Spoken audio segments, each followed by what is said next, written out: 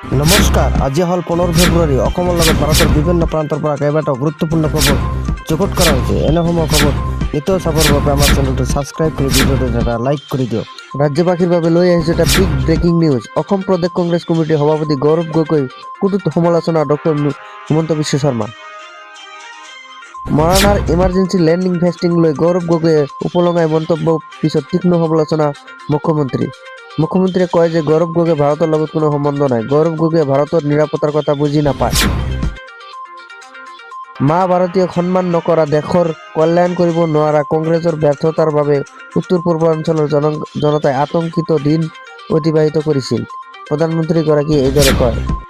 শুক্ৰবাৰৰ পৰা 17 ফেব্ৰুৱাৰীলৈকে 5 দিনীয়া কাৰ্যসূচীৰে চিনেমা ক্লাবৰ উদ্যোগত আৰম্ভ হৈছে অষ্টম দশা আন্তৰ্জাতিক গুৱাহাটী চলচ্চিত্ৰ মহোৎসৱ।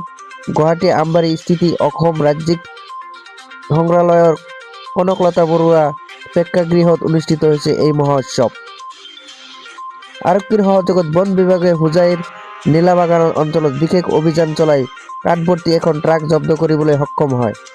জব্দ কৰা ট্ৰাকখনৰ নম্বৰ AS09C92221 বুলি জানিব পৰা গৈছে। অভিযোগ অনুসৰি কাৰ্বি আংলং জিলাৰ বন বিভাগৰ মাফিয়াই শ কাঠভৰ্তি ট্ৰাক অবৈধভাৱে সৰবৰাহ কৰি আহিছে। ধেমাজি উচ্চতৰ মাধ্যমিক বিদ্যালয়ৰ শিক্ষক পুলিন দেহিয়াই আৰু নাই।